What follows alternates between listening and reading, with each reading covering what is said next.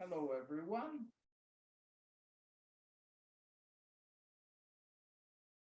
Before starting our class, I would like to thank you all for being here with us again. This is going to be our basic lesson. Today, we are going to talk about some very important points. And we are doing this on behalf of Descubra o Mundo. Our aim is for you to stay home, to stay safe, prepare yourself for your program abroad. And I hope that you enjoy this class as much as I have enjoyed preparing it for you. Okay? So be my guest. If you have any question, don't hesitate to ask me. You can just go to the bubble here in the bottom of the page. There is a chat bubble. Just ask your question there, and I will gladly answer it. Okay? So, what are we going to talk about today? Okay, welcome. There is one more student. Hello, everybody. Hello, Claudia. Well, I'm going to share my screen with you, and I will show you what we are going to study today. That's it. Well, if you remember our class from yesterday, I taught you how to use the simple past. And if you remember, I said using the regular verbs in the simple past is very easy. It's a piece of cake. It's a walk in the park. Or as the British people say, it's just a cup of tea. But the problem is how to pronounce the past tense of regular verbs. Americans and native speakers of English get very, very disappointed when they listen to a Brazilian saying, I worked very hard, or I lived there for many years. Or, for instance, I played English, I played tennis yesterday. It sounds terrible. So the first thing I'd like to talk about is to review the use of the simple past and how to pronounce the past tense of regular verbs. Okay? So let's go now. Pay attention here, please.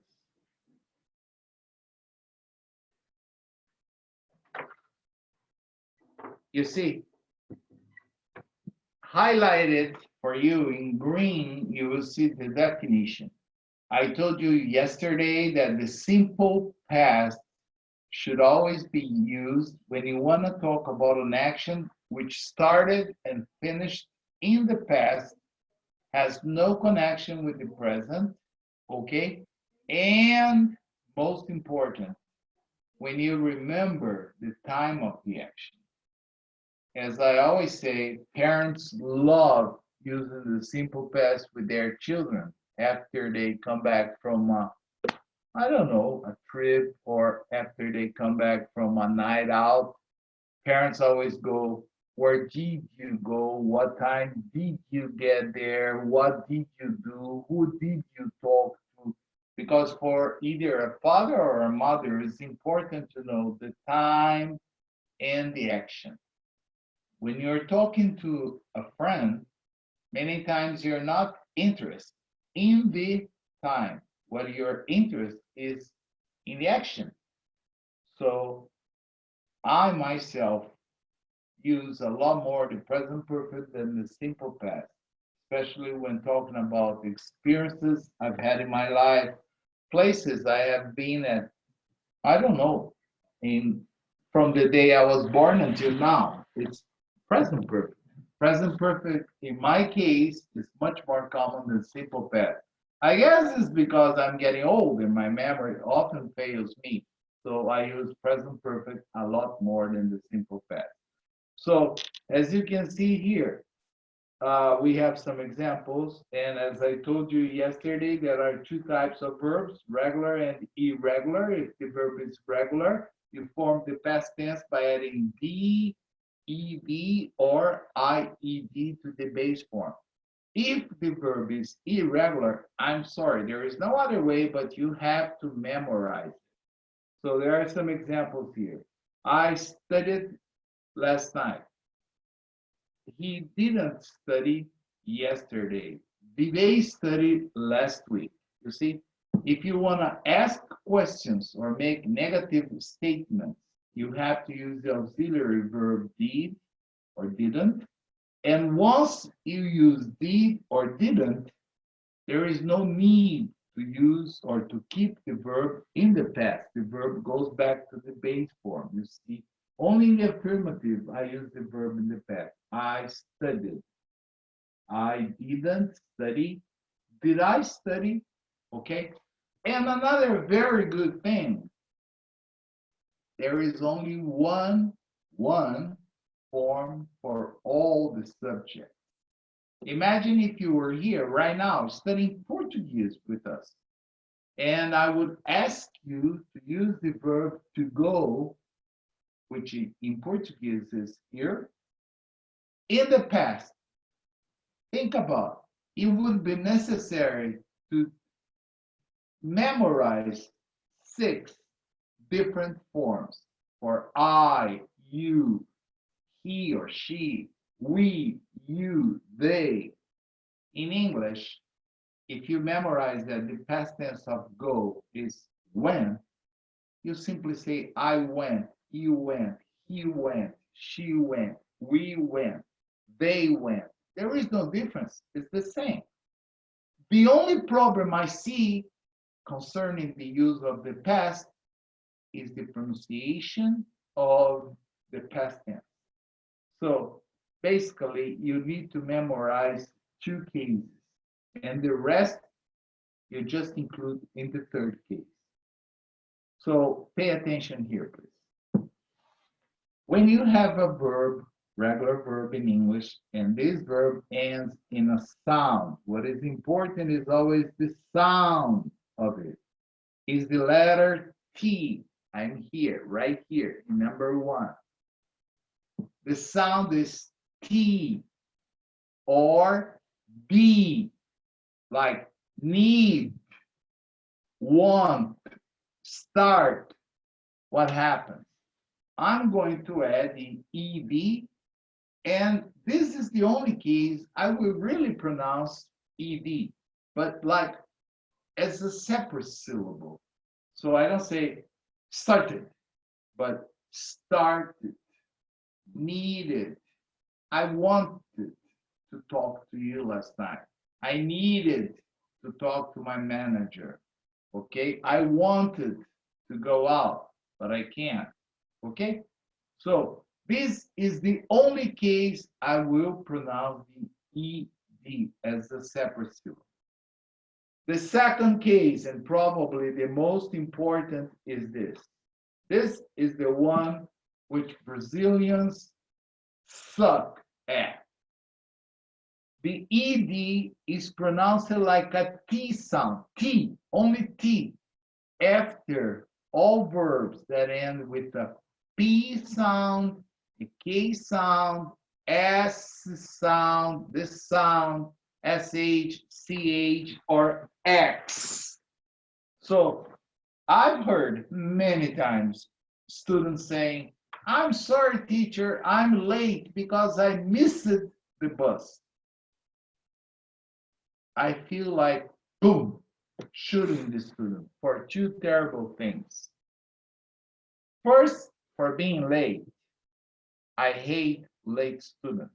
And second, he said, I missed the bus, which is a terrible sound, terrible pronunciation.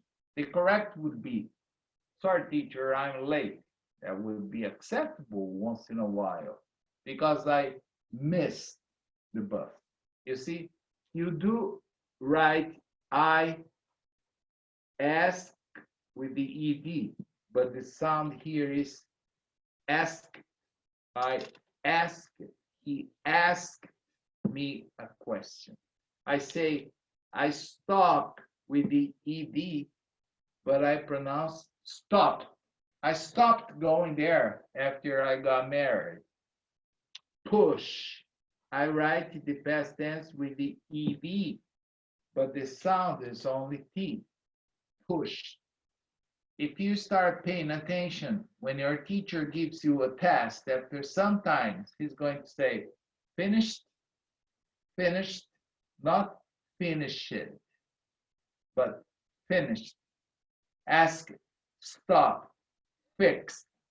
All the verbs that are in this category, P, K, S, SH, CH, or X, are pronounced with a T sound. This is probably the most important thing about today's class. And if the verb has a final sound that is not D or T, it is not P, K, S, SH, CH, or X, forget about it. You only pronounce D, not ED, D. Okay, I'm sure that you never heard Steve Wonder singing his classical song, I Just Called It. Do you remember listening to that? If you remember, probably it was not Steve Wonder singing that song. It was just a Brazilian guy trying to sing that in a karaoke. Because actually, call, the past tense is called. I just called. Where did you stay last night? Well, I couldn't go out, so I stayed, I played, I enjoyed. You never heard, or maybe if you have, it's wrong. Like, what happened? Oh, that's terrible. We say, what happened? So, these are the three rules, and the only ones that exist concerning the past tense of regular verbs. Do you have any question about this? Just let me know. Please just say here, yes, no, no questions. Go on, continue. Any question, or can I just go to the next part? Any question? No questions? Can I go? Yes? Okay. So let's go to the next part. I have some examples here. No questions. Okay, good. All right, let's practice this. Oh, here, she filled, he named, I rubbed. But here, circle the correct sound for the ED. The first verb is the verb to fix. So, what is the final sound? Is it ED, D, or T? Please, let me listen from you. What is the final sound? D, T, or ED? T. What is it? I T. can't hear you. Fixed. T. Fixed. Yes? T sound. Very good. T. Now, what is, okay, the second, like happen, happen. How do I pronounce the past tense? Is it ED, only D, or T? I think D. It is D, okay? I think I'm not listening to you. Maybe you have to increase the volume of your microphone, because if you're trying to answer, I'm not listening. Okay, and all the microphones are not muted. Okay, but I'm not listening. Okay. What's the past tense? Is it D, ED, or IED? D. D. No. Rest. Oh, pay attention to the sound. Rest. Isn't the final sound T? If the final sound is T, I pronounce ED. Rested. Rested. Like want, wanted. Okay? Got it? Add. Oh, final sound. Add. What's the past tense? ED, IED. ED or T? D. Very good. ED. Like. Oh, final sound. Like. What's the past tense? ED, D, or T? T. T. Excellent. Thank you for sharing. Dress. Final sound is S. So what's D. the D, ED, or T?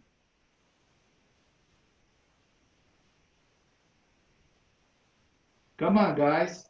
Don't be shy. What's the D. final? Huh? B. No. Dress. Sorry, ED. No. Dress. What's the final sound? S. So I pronounce only T. Dress. There's a very common T. expression. Dress T. to kill. Dress to kill. Okay? Like when somebody is very well dressed, you can say, wow, you're dressed to kill. All right? What about the verb enjoy? The past tense is ED, D, or IED? D. Very good. Enjoy. Enjoyed. Not enjoyed. Enjoyed. Rent.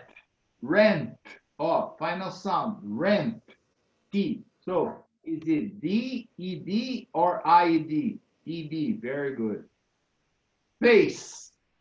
The vowel sound. Face.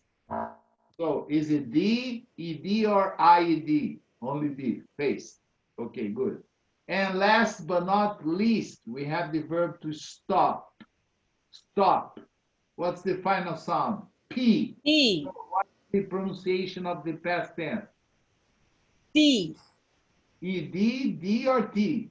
T. T. Stop. Very good. No problem. Please review these. If you have any question, you can ask me tomorrow. What are we going to do now? Let's go to the next part and let's start talking about the use of the pronoun. Pay attention here, please. Here, there is a table, complete table with all the English pronouns that exist. Let's talk about all of them. So I have here a table of English pronouns. The first column right here is a list of all the subject pronouns. You can say, I know that. Yes, but let's talk about it. I is the first person singular. I.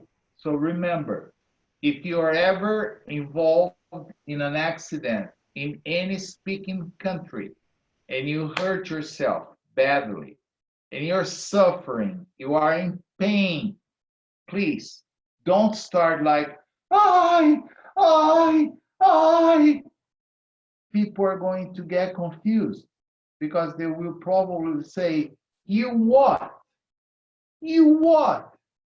You are saying I. I is the first person singular. It doesn't mean that you're suffering. If you are in pain, you cannot say I. You have to say, ouch, ouch, ouch. I know it's kind of strange to think about it, but that's how they say it in English. Then I have you, singular, you, plural, same form. He, that is used for a male, she for a female, and it, not he, it. Observe that it is neutral. Probably you have already studied that it is used to refer to an object. When you say like, it's a computer, it's a keyboard, it's a camera, okay? But it's not only that. If you have a pet, if you have a dog in your house, I think you should never use it to refer to your dog. I have a female Labrador. I never call her it. I always say she's a nice dog. Or if you have a male, you can say he's a nice dog. He's a cute dog. Well, sometimes you see an animal on the street or on the road or on the field or even at the zoo, and you don't know the sex of the animal. Then you can say, well, it's a giraffe or it's an elephant. That's all right. But if you see something down there that shows you the sex, then you don't have to use it anymore. Okay? It can also be used to refer to human beings. Like when I say there is a child lost somewhere in that park. A child. Is it a boy or girl? I don't know. So you can say, yes, it's been lost for a day or it's been lost for 2 days. We don't know if the child is a boy or a girl. When there is a baby crying, I can say, oh, this baby's killing me. It is crying a lot. And then somebody said, yeah, it's been crying since 7 o'clock this morning. That's a lot. So I use it because we don't know if the baby is a boy or a girl. Then we have we, you, and they. Well, these pronouns are the subject pronouns.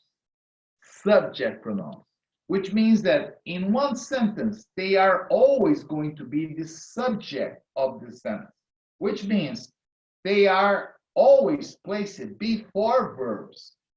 They cannot come after verbs or after prepositions because they are responsible for the actions.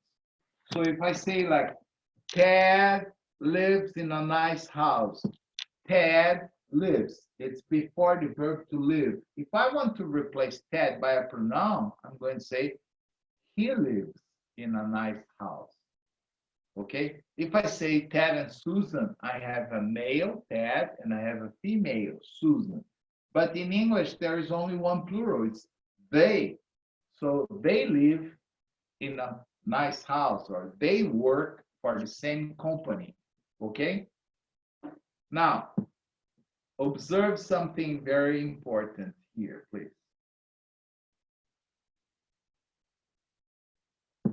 If you have a preposition, I will show you later in more details, but after a preposition, you can never use. Sometimes we say, oh, give it for she. Give it for she. For is a preposition. Give it for her. Or if you are walking down the street, somebody says, hey, Roberto, you turn around. A Brazilian will probably say, I. That's not correct because somebody is calling you. So you're not calling anyone. So you're not the subject. So the correct when somebody's calling is to turn around and say, me, yes, you, come here, please. So after the subject pronouns, we have object pronouns. The object pronouns are like, if we go back here to the table, for I, me, you, he, him, him. Remember, M is always nasal sound. You close your lips and pronounce here. Him, her, it's not hair. Hair is this. I don't have very much, but this is my hair. Here's her. It is it. We is us. You is you. They is them. Again, them. Final M. If you don't close your lips, you pronounce then, which is a connector used to connect a sequence of events. I got up in the morning, then I went out for a walk. Okay? Now, the next, what are we going to talk about? Object pronouns. Well, as the name says, object pronoun, they are always used as an object, which means they come after the verb or after prepositions, never before. They cannot be responsible for the action. Okay, they suffer the action. So if we observe here, oh, Ted lives with Susan. Ted is the subject. He lives with Susan. Susan is after the verb to live and also after the preposition with. So if I, by any chance, want to replace Susan by a pronoun, I have to say, he lives with her. Lives with her. Okay? One more example. Like, Ted and Susan go to work with John and Mary. Again, John, male, Mary, female. John and Mary, plural. But it's after the verb, after the preposition. So if I want to replace them, I say, Ted and Susan go to work with them. Okay, them. Now, observe the notes that I have prepared for you here. The example I have already given. If you are walking on the street, somebody shouts your name, you should never reply like this. Hey, Paul, I? No, no, no. The correct way to reply is me, yes, you. This is the correct. Brazilians always say I, no. Me, yes, you. Another very common mistake is here. Sometimes we want to say, well, this is a secret, okay? Between you and I. Between you and I. Between is a preposition. So when I say between, I cannot say between you and I. It's between you and me, between you and her. This is between you and them, okay? Because between Mary and I, it's not correct. We have to say between Mary and me, there are no secrets. Be careful with this, okay? Any question about this part, or can I just go on? Please let me know here. Any question, or can I go on? No questions? Can I go on? Okay. What are we going to talk about now? We are going to talk about the possessive adjectives. What is an adjective for you? An adjective is a word that is used to modify a noun. What is a noun? Words like girl, boy, book, house, car. If I say it's a car, yeah, it's a car. But when I say it's an expensive car, it's an electric car. It's an expensive painting. It's a beautiful house, beautiful, expensive. All these words are used as adjectives. Adjectives in English, they have no plural. So in Portuguese, they have plural. You say, I have one blue car. Carro azul. If you want to change the plural, you say, two blue cars. Dois carros azuis. In English, no. One blue car, two blue cars, three blue cars. So if adjectives have no plural, possessive adjectives have no plural either. So you say my car or my cars, my house or my houses, my brother or my brothers, okay? Always in the singular. But the point is, if they are an adjective, they can only be used before a noun. So it's not possible to say, for example, oh, this mobile, is it mine? That's wrong. When I say my, I have to say my something, like this is my cell phone or my mobile, not this is mine. You can never say that. I always use a possessive adjective and a noun, okay? This is the idea because they are adjectives, so they are never used alone, okay? So pay attention here, please. I'm going to my house. Okay? Usually they agree with the subject. I'm going to my house. Mary and Ted bought their house last year. Here I have a very important comment, a very important observation to make. Most Brazilians, when they are talking to an American or a Canadian or a Maltese guy, or when they're trying to speak English, they imagine what they want to say in Portuguese, and then they simply translate word by word into English and say it. Sometimes it's okay, but sometimes they create horrible constructions, things that don't exist, or sometimes even worse, they create embarrassing situations. A classical mistake is made in this case because of these. A classical mistake made by Brazilians is not agreeing. Agreeing is when you make it the same, the possessive adjective with the subject. So what they do is they create some very confusing or very embarrassing sentence. For example, I'm talking to a friend of mine, and then he says, "Oh, last night, Paul and your wife went out." This person was probably thinking in Portuguese, like, Paulo e sua esposa saíram. But when he says in English, Paul and your wife, I'm going to look at him like, what? My wife? Are you crazy? My wife was in my house. She's under quarantine. She's in my house. It's not possible. But that's what he said. Paul and your wife.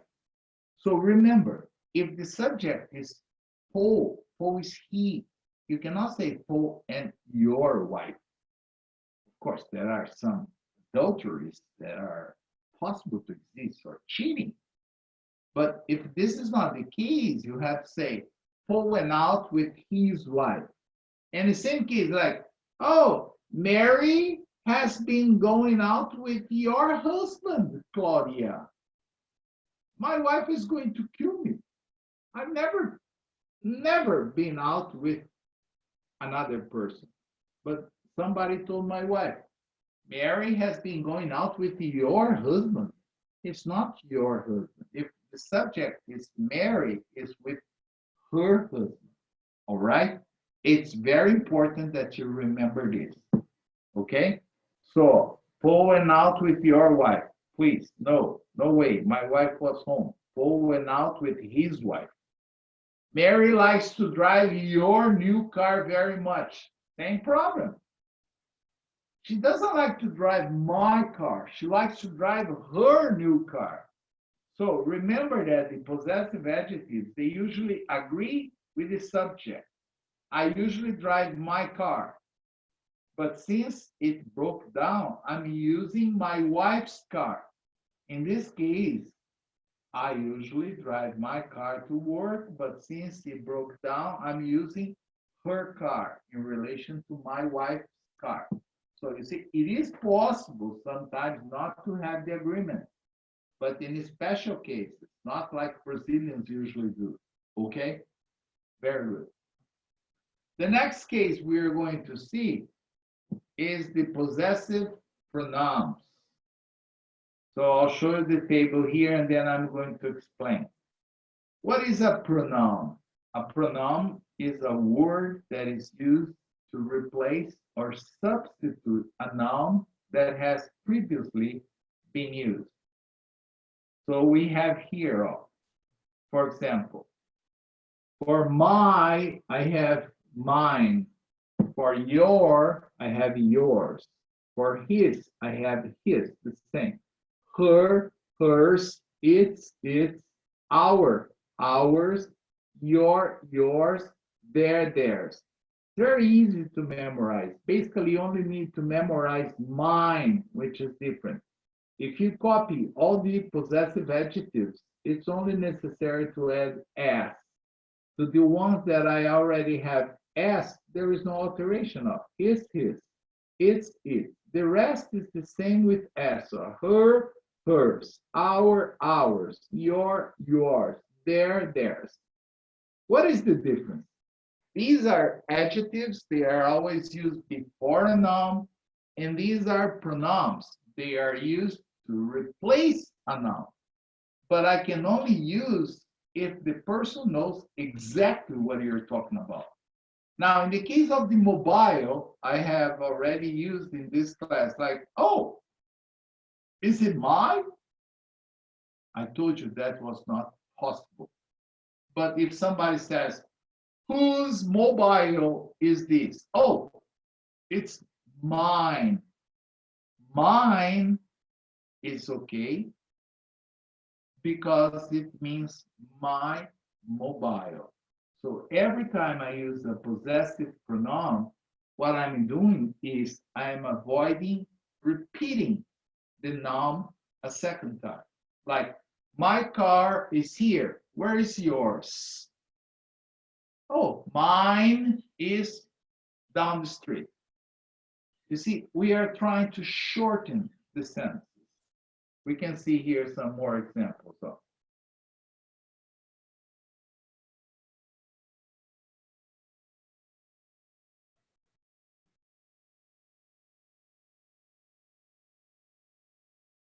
Okay, possessive pronouns. Oh, my house is on 7th Avenue. Where is yours? Of course, if I say my house is on 7th Avenue, where is your house? It's okay, it's perfect. But in every language, there is a very strong tendency to shorten things. That's why we use pronouns many times.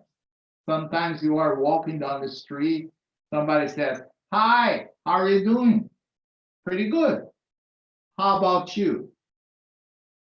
I'm okay. You see, I don't have to say, how about you? How are you doing? I'm just, how about you? I stop there. Okay? So we try to shorten as much as possible. And using pronouns, we can do that. Like, Mary's car's parked over there. Where's theirs? It means their car. Let's talk about problems. Some common mistakes that Brazilians usually make. Observe here, please. Oh, a friend of mine is moving to California. A friend of mine. It's not possible to say a friend of my is moving because my is an adjective. My is only used before a noun. I could say my friend is moving, but a friend of mine, no. So if I want to use this kind of expression, which is very common, we have to say a friend of mine is moving to California. The same way we say a friend of yours, a friend of his, a friend of hers, a friend of ours, a friend of yours, or a friend of theirs, but never a friend of mine. Do you have any question about these? We still have one more pronoun, the reflexive pronouns to talk about, but we are running out of time. We cannot talk about it today. We'll talk about it tomorrow very fast. So, was there any question concerning what we have seen so far? Nope. Okay, excellent. So, on behalf of Descubra Mundo, I thank you very much for watching this class, for staying home, preparing yourself for your program, just improving your language. If you are in Canada or in Malta and you're not able to go to your regular school, I appreciate your time. And I hope to see you again tomorrow. I know that tomorrow is Saturday, but we are going to have another class tomorrow at 2 o'clock. I think there is nothing better to do at 2 o'clock than watching our class. So thank you very much, and I'll see you tomorrow. Okay? Bye-bye now. See you tomorrow.